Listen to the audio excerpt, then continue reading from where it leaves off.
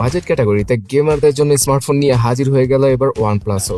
Realme P4X অথবা iQOO Z10X কে টক্কর দেওয়ার মতো একটা ফোন লঞ্চ করে দিয়েছে তারা, যেখানে কিনা MediaTek Dimensity 7400 FX চিপসেটটাকে ইউজ করা হয়েছে।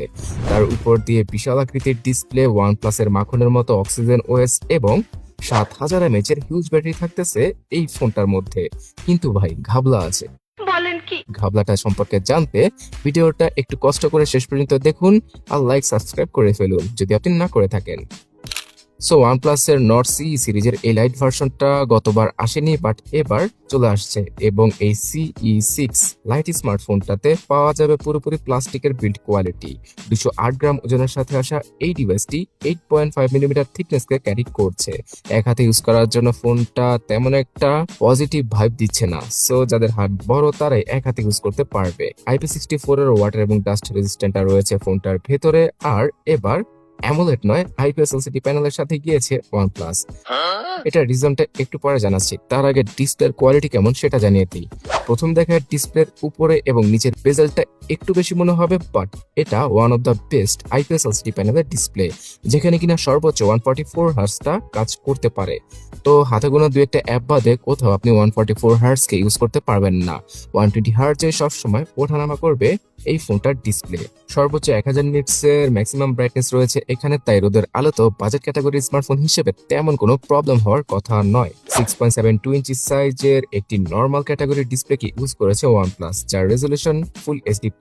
তবে প্রোটেকশন গ্লাস হিসেবে কি ইউজ করছে সেটা তার স্পেসিফিক ভাবে জানায়নি, তো এই ডিসপ্লেটাকে আমি এভারেজ কোয়ালিটির ডিসপ্লে বলবো। সো ডিসপ্লের ক্ষেত্রে অ্যামোলেডের বদলে IPS LCD প্যানেলকে ইউজ করার একটা মেন রিজন হচ্ছে গিয়ে এই প্রাইস হাইকের যুগে তারা MediaTek Dimensity 7400 কে দিতে পারছে।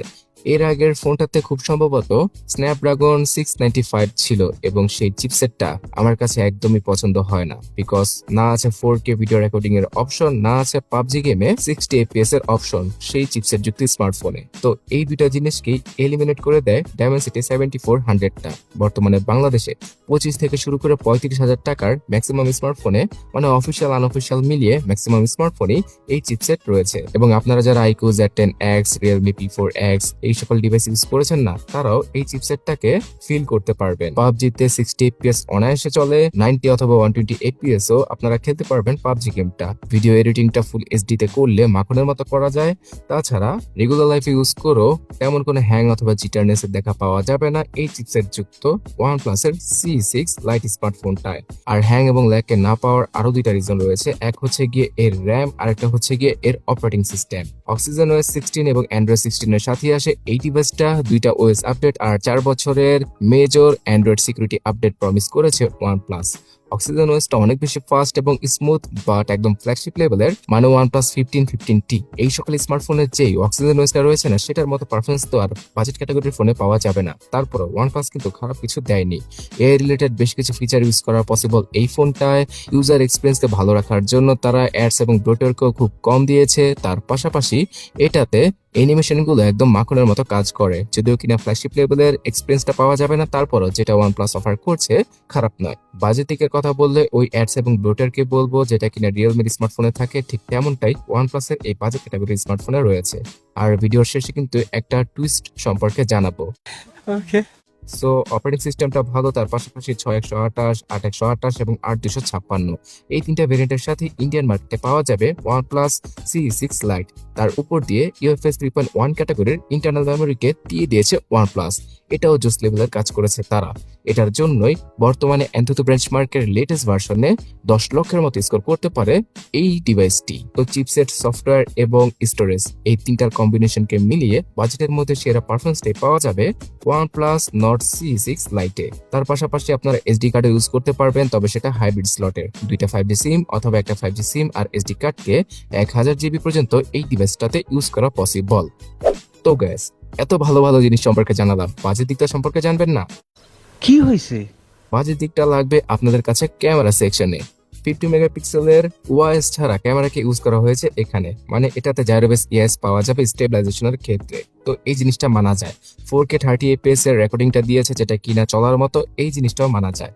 বাট এইরকম একটা জোস স্মার্টফোনে 16 অথবা 13 মেগাপিক্সেলের সেলফি ক্যামেরা না দিয়ে 8 মেগাপিক্সেলের নর্মাল কোয়ালিটির সেলফি ক্যামেরাকে দেওয়া একদমই ঠিক হয়নি। যদিও কিনা সেলফি ক্যামেরাতেও জাইরোবেস ইএস এর সাপোর্টটা পাওয়া যাবে, তবে সেটা তেমন একটা কাজে আসবে না বলে আমি মনে করি, বিকজ এটা দ্বারা ভিডিও শুট করলে কোয়ালিটি তেমন একটা ভালো হয় না, শার্পনেসের ঘাটতি দেখা যায় এবং মনের মতো হয় না আর কি। তো সেলফি ক্যামেরাটাই একটা ব্যাকডেটেড জিনিস এখানে, এবং সেলফি ক্যামেরাতে ভালো কিছু দিলে প্রাইস আরো 1000 টাকা বাড়িয়ে অথবা 1000 রুপি বাড়িয়ে আমি অন্তত পক্ষে খুশি হতাম। তাহলে এই ফোনটা একটা ব্যালেন্স ক্যাটাগরির স্মার্টফোনে চলে যেত। বাট OnePlus তো OnePlus, এর আগের ভার্সনের ফোনটাতে কিন্তু 16 মেগাপিক্সেলের সেলফি ছিল। ডুয়াল স্টোরেজ স্পিকার পাওয়া যাবে ফোনটার উপরে এবং নিচে, তবে পাওয়া যাবে না হেডফোন জ্যাকের গর্ত। এবং সেন্সরগত দিক দিয়ে সাইড মাউন্টেড ফিঙ্গারপ্রিন্ট স্ক্যানার, যেটা কিনা যথেষ্ট ফাস্ট ছিল, জাইরো সহ সব ধরনের প্রয়োজনীয় সেন্সরকে দিয়ে দিয়েছে OnePlus। রয়েছে ব্লুটুথ 5.4 এবং ডুয়াল ব্যান্ডের ওয়াইফাই। তাছাড়া 7000 mAh এর হিউজ ব্যাটারি পাওয়া যাবে এখানে, 45 ওয়াটের চার্জিং স্পিডটাকেও দিয়ে দিচ্ছে তারা। এক কথা বলতে গেলে 2 দিনের মতো ব্যাটারি ব্যাকআপ টেনে টুনে পেয়ে যাবেন। তার পাশাপাশি 1.5 ঘন্টা কি 2 ঘন্টার মতো সময় লেগে যাবে ফোনটাকে ফুললি চার্জ করতে।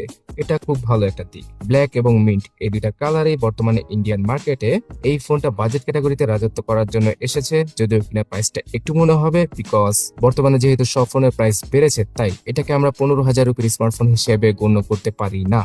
18 থেকে প্রায় 25,000 রুপিতে এটার বিভিন্ন ভেরিয়েন্ট লঞ্চ করা হয়েছে ইন্ডিয়াতে। সো বাংলাদেশের মার্কেটে আমরা 25 থেকে 30 কি 32,000 টাকায় এটার 6GB থেকে শুরু করে 8 256GB ভেরিয়েন্টটা আনঅফিসিয়াল ভাবে পেয়ে যাব। এবং সেই বাজেটে শুধুমাত্র সেলফি ক্যামেরাকে বাদ দিলে আমার কাছে বেস্ট একটা ডিভাইস মনে হচ্ছে OnePlus Nord C6 Lite পারফরমেন্সগত দিক দিয়ে। আর ভিডিওর মাঝখানে বললাম না, একটা সত্য রিভিল করব, সেটা হচ্ছে গিয়ে ভিভিকে ইলেকট্রনিক্স এর ব্র্যান্ড হচ্ছে গিয়ে ভিভো আর ওপ্পোর আন্ডারে আসে OnePlus এবং রিয়েলমি তাদের P4X কে সিমিলার স্পেসিফিকেশনের সাথে এবং সিমিলার ডিজাইনের সাথে আরো 3-4 মাস আগে লঞ্চ অলরেডি করে দিছে। তো সেই P4X টাকেই OnePlus রিব্র্যান্ড করে তাদের নামে নতুন ভাবে নিয়ে এসেছে। আর এটার যে স্পেসিফিকেশন আছে না, পুরো OnePlus Nord C6 Lite এটা পুরোপুরি মিল খেয়ে যায় iQOO Z10X এর সাথে। চিন্তা করছেন এক কোম্পানি একটা ফোন অথবা একটা ফোনের পার্টসই বিভিন্ন নামে কিভাবে ঘুরায় পেঁচায় মার্কেটে নিয়ে আসছে। তো যেটাই বলুন না কেন, যদি রিয়েলমি P4X টা 20 থেকে 25,000 টাকায় পান না, তাহলে OnePlus এর Nord C6 Lite টাকে ভুলে যান, বিকজ সিমিলার জিনিসটা আপনারা কম টাকায় পেয়ে যাচ্ছেন।